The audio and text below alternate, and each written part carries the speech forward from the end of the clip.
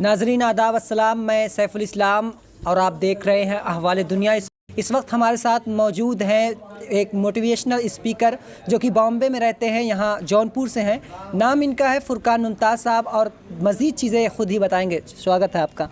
जी, आपने अच्छी खासी चीज़ें तो बता ही दी है। बॉम्बे में मैं पिछले 10 साल से रहता हूँ। मेरी इब्तदाई तालीम यहीं से हुई है। मैंने 10+2 जौनपुर से ही किया था, यूपी बोर्ड से, और फिर ग्रेजुएशन मैंने किया शिबली कॉलेज से बीकॉम। उसके बाद मेरी फैमिली माइग्रेट करके चली गई मुंबई और मैंने वहाँ से MBA MCOM किया। फिर मैं कुछ कंपनीज़ के लिए 2-3 सालों तक काम किया। फिर मुझे ऐसा फ़ील हुआ कि मुझे इस तरफ मूव होना चाहिए, ट्रेनिंग और मोटिवेशन की तरफ। तो उसके बाद मैंने पिछले 3 सालों से मैं इस फील्ड में काम कर रहा हूँ और ज़्यादा मैं आज़मगढ़ के एरिया में मैंने और जौनपुर के एरिया में काफ़ी स्कूलों में सेमिनार वगैरह मैंने किया है।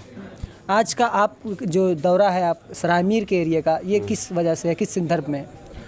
ये दौरा एक्चुअली मुबारकपुर में एक प्रोग्राम था तालीमी बेदारी पर, तो वहाँ मेरा जाना हुआ था। तो वापस में ये कुछ NGOs हैं, अब तौहीद भाई हैं और भी कुछ लोगों से मिलना था, तो मैं यहाँ रुक गया और आज मेरा स्टे है। और सरायमीर को लेकर भी मुझे क्योंकि ये मेरा ननिहाल है और यहाँ जब भी आता हूँ, इससे पहले भी मैं एक बार एक एनुअल फंक्शन में यहाँ आया था, तो कुछ लोगों से जब मिलना जुलना हुआ और यहाँ के लोगों से जब मैंने पूछा, तो तालीमी जो डेटा है यहाँ पर ना, वो थोड़ा से चीज़ें उस पर काम करने की ज़रूरत है। तो आपको क्या लगता है कौन कौन सी कमियां यहाँ पर हैं इस इलाके में पूरे?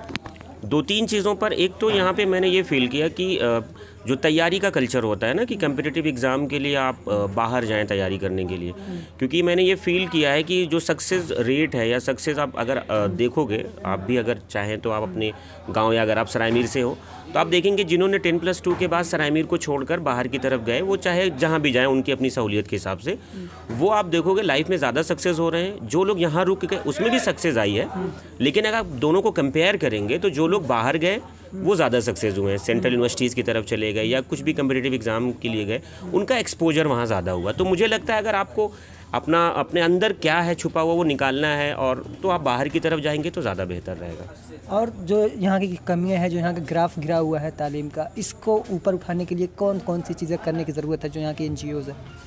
एक चीज़ मुझे लगता है कि सरायमीर के जो भी इंटेलेक्चुअल लोग हैं, जो तालीम से जुड़े लोग हैं, जिन्होंने हायर एजुकेशन ली हुई है ऑलरेडी, मेरी रिक्वेस्ट है कि आप लोग भी आगे आएँ, क्योंकि यहाँ पे मैंने एक चीज़ देखी है कि सिर्फ सरायमीर का ही नहीं, पूरे आज़मगढ़ और ये जो पूरा बेल्ट है जौनपुर का, आज़मगढ़ का, यहाँ पे ड्रॉप आउट रेट थोड़ा ज़्यादा है, क्योंकि ये एक ट्रेंड बना हुआ है। जब से इकॉनमी ओपन हुई, बाहर जाना ज़्यादा हुआ, तो लोग हाई स्कूल और इंटर करने के बाद बाहर जाना ज़्यादा प्रेफर करते हैं कंपेयर टू अपनी जो है आगे की हायर स्टडीज़ के लिए, क्योंकि उन्हें लगता है कि बाहर जाकर मैं जल्दी सक्सेस हो जाऊंगा। और यहाँ रहने के बाद, और या तो फिर उन्होंने ये देखा है कि जो लोग, जैसे मैंने कहा ना इससे पहले कि आप बाहर नहीं गए, जैसे सेंट्रल यूनिवर्सिटीज़ या किसी कम्पिटिटिव एग्ज़ाम में, तो जो बच्चे यहाँ रुके हैं ना, उनका जब वो देखते हैं कि ये लोग कितने सक्सेस हो रहे हैं, तो उन्हें लगता है इससे बेहतर है कि हम सऊदी चले जाएं, गल्फ़ में अच्छी सैलरी है, वो उन्हें अट्रैक्ट करती है।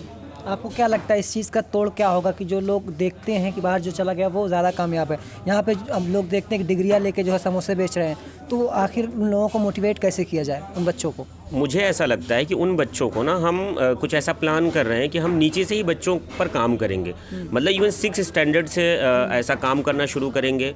6, 7, 8, 9, 10, 11, 12 के बच्चों को हम प्रॉपर गाइडेंस देंगे कि अब पता है आपको सिर्फ डिग्री नहीं लेनी है, मार्केट में डिमांड किन डिग्रियों की है, मार्केट में कौन सी स्किल्स की डिमांड है। क्योंकि देखो डिग्री अभी इतनी सारी यूनिवर्सिटीज़ कॉलेज बन जाने के बाद डिग्रीज़ तो आपको आसानी से मिल सकती है, आप पैसा दे दो डिग्री मिल जाएगी, लेकिन अब है ना स्किल्ड बनना है। Degree plus knowledge plus skill is equal to success होगी। तो हम आगे के दिनों में ये इंट्रोड्यूस करेंगे कि डिग्री के साथ साथ जो प्लेन भी कोर्सेज यहाँ पे किए हुए बच्चे हैं, वो कुछ स्किल्स ओरिएंटेड यहाँ पे कोर्सेज डिज़ाइन किए जाएंगे, ताकि वो जॉब ओरिएंटेड हो, वो उनका प्लेसमेंट हो सके। तो जब ऐसे ट्रेंड सेट होंगे कि 10+2 के बाद कोई डिप्लोमा करके, कोई ग्रेजुएशन करके यहाँ सक्सेस हो रहा हो दिखेगा बच्चों को, तो उनसे वो फिर इंस्पायर्ड होंगे। यहाँ पर कोई कुछ ऐसे लोग जिनसे आपसे बात हुई हो इस तो कि जो है यहाँ पर एक सेंटर खोला जाए जिससे कम, क्योंकि हमको ये मालूम है कि अपने इलाके में अगर देखा जाए कि 10+2 करने के बाद बच्चों को ये नहीं पता होता है कि हमको क्या करना है, वो सिर्फ 2 ही चीज़ जानते हैं, या तो इंजीनियरिंग या तो डॉक्टरेट। तो इस और जो बहुत से राहें हैं तालीम की, वो राहें उनको मालूम नहीं है। इसके लिए कोई सेंटर हो क्या, इस सिलसिले में किसी से बात हुई है? इसी पर हम लोग बात कर रहे थे, तौहीद भाई और भी कुछ लोग यहाँ पे हैं, रिजवान भाई, मेरे जो यहाँ, क्योंकि मैंने बताया मेरा ननिहाल यहीं पर है, तो मेरे बचपन के जो दोस्त हैं सारे, उन लोगों से बात हुई कि हम एक NGO वजूद में आए, या पहले से जो NGOs काम कर रही हैं, कुछ लोगों के जो यहाँ पे सीनियर हैं, और कुछ ऐसा हम बैठकर लाइब्रेरी या फिर कोई सेंटर, जैसे बॉम्बे में हम जहाँ रहते हैं बहुत सारे ऐसे सेंटर्स हैं कैरियर काउंसलिंग के, कि वहाँ जाकर आप अपने अकॉर्डिंग आप चाहें तो उनसे, वहाँ पे हर कोई कभी ना कभी वहाँ पर कुछ ना कुछ होता रहता है, प्रोग्राम्स हो या इस तरीके की चीज़ें होती रहती है हर हफ्ते या 15 दिन में, या ऐसे भी कोई ना कोई वहाँ आपको मिल ही जाएगा, कोई टीचर जो आपको गाइड कर देगा। क्योंकि अब आज के दौर में ना आपकी प्रॉपर गाइडेंस ज़रूरी है। पहले के 70s के टाइम पे आप देखोगे, अगर आपने 10+2 भी कर लिया तब भी आपको कोई ना कोई गवर्नमेंट जॉब मिल जाती थी, कोई नेपाली बन गया, कोई रेलवे में लग गया, कोई पोस्टमैन बन गया। लेकिन अब जो है, अब आपको बहुत सोच समझकर अपनी स्किल्स के हिसाब से मार्केट की उसकी क्या डिमांड होने वाली है, तो ऐसे सेंटर वजूद में लाए जाएंगे। सराय मीर से उसकी शुरुआत करी जाए कि जहाँ एक लाइब्रेरी टाइप का कुछ हो जाए और बच्चे वहीं पर आकर चीज़ों को समझ लें कि उनका क्या रूट बन सकता है। क्योंकि देखो, फाइनेंशियल प्रॉब्लम भी बहुत सारी फैमिलीज़ में है। जैसे हम चाहते तो हैं लोग बाहर जाएं, लेकिन हर फैमिली अलाउ नहीं कर सकती, हर फैमिली अफोर्ड नहीं कर सकती। तो हम एक सलूशन तो वो देंगे कि आप बाहर चले जाओ, दूसरा सलूशन हम ये देंगे कि आप विद इन सराय मीर रहकर, विद इन आजमगढ़ रहकर भी कैसे सक्सेस हो सकते हैं। तो इस पर काम करेंगे, और कुछ स्किल्ड लोग हैं जिनसे हमारी बात हो रही है, तो इंशाल्लाह ऐसे लोग। अच्छा फुरकान साहब, आपको मालूम है पिछले 2-2.5 साल से जो कोरोना ने जो हालत की है, सबसे ज़्यादा इसका जो नुकसान हुआ है वो एजुकेशन लेवल पे। तो आपको क्या लगता है, ऑफ़लाइन और ऑनलाइन तालीम में क्या फ़र्क है, और क्या इससे नुकसान होगा तलबा का, या वो चीज़ उससे मैनेज कर लेंगे तलबा? देखिए, पिछले 2 साल में ऑनलाइन जो चीज़ें हो सकता है 2030 में आती, लेकिन कोरोना की वजह से वो चीज़ें पहले ही इंट्रोड्यूस करी जा चुकी हैं। अब ये होता है कि अर्बन एरियाज़ के बच्चे हैबिचुअल हो चुके हैं ऑनलाइन एजुकेशन से। आप देखेंगे बड़े बड़े कंपनियां इसमें आ चुकी हैं, अनअकैडमी, बायजूस, और ऐसे बहुत सारे चैनल, यूट्यूब पे बहुत सारे चैनल अवेलेबल हैं। तो ऐसा नहीं है कि ऑफ़लाइन का सब्स्टिट्यूट ऑनलाइन हो जाएगा पूरी तरह से, लेकिन बहुत सारे अपॉर्चुनिटीज़ उससे आई। जैसे अभी मान लो आप सराय मीर में रहते हो, यहाँ का एक लिमिटेड एरिया है, लिमिटेड टीचर्स मिलेंगे। ऑनलाइन आ जाने की वजह से ऐसे जैसे फिज़िक्स वाला है, या इस तरीके के बहुत, अपनी कक्षा पे एक चैनल है, और मैग्नेट ब्रेन चैनल, इस तरीके से बहुत सारे चैनल्स हैं जो टीचर्स आपको बड़े शहरों में मिलते।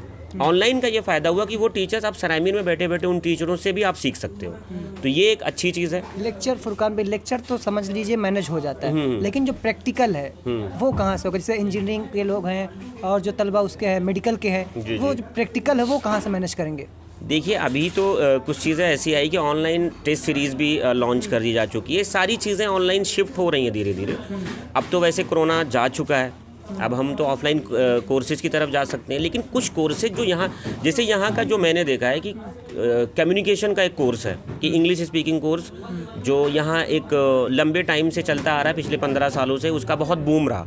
लेकिन अभी कहीं ना कहीं ये देखा जा रहा है कि अब वो क्रेज़ नहीं बचा उसका। जितने भी स्पीकिंग कोर्सेज हैं वहाँ बच्चों की तादाद दिन ब दिन कम होते चली गई। तो अब आप उसमें अच्छे ट्यूटर जो हैं, जाहिर है कुछ ट्यूटर जो थे वो यहाँ से छोड़कर कहीं और चले गए, किसी और बिज़नेस में चले गए, या कहीं और जॉब में चले गए। तो हम उसके लिए कुछ कोर्सेज़ हैं, डिजिटल मार्केटिंग के कोर्सेज़ हैं, वो ऑनलाइन बहुत अच्छे अवेलेबल हैं, आप कर सकते हो। जो चीज़ें ऑफलाइन करना है वो ऑफलाइन जा सकते हैं। अब जैसे कुछ लोग अब जा ही नहीं पा रहे हैं, मान लो अगर आप जो है कानपुर नहीं जा सकते, तो आप यहीं पे उसके कोर्सेज ले लो, लेकिन आपको तैयारी करनी है, खुद को ग्रोथ करना है, आपको रुकना नहीं है। ऑनलाइन अगर हो सकता है तो अच्छी बात है, ऑफलाइन हो सकता है तो और अच्छी बात है। जो चीज़ें मैनेज हो सके, बस रुकना नहीं है, ये मेरा कहना है। बहुत बहुत शुक्रिया फुरकान साहब आपका हमसे बातचीत करने के लिए, हमारे लिए वक्त निकालने के लिए। आपका बहुत बहुत शुक्रिया कि आपने हमारे लिए वक्त निकाला, और तौहीद भाई का भी मैं शुक्रिया अदा करूंगा कि आपके दोस्त हैं और उन्होंने आपको बुलाया। और इंशाल्लाह तौहीद भाई और यहाँ से और भी, देखो मेरी जो रिक्वेस्ट है वो यूथ से है, क्योंकि यूथ में ना कुछ कर गुजरने का और कुछ बदलने का जज्बा है। हम जो बुज़ुर्ग हैं हमारे सीनियर हैं, उनसे हम मशवरा लेंगे, उनकी गाइडेंस लेंगे, लेकिन काम जो करना है ना वो सराय मीर के यूथ को करना है, क्योंकि हमें अपना फ्यूचर कल को जो देना है हमारे अपने बच्चों के लिए, वो एक अच्छा माशरा देना है जो पढ़ा लिखा हो। तो ये मेरी रिक्वेस्ट है कि सारे यूथ जुड़ें और कुछ अच्छा हम काम कर सकें। Thank you very much.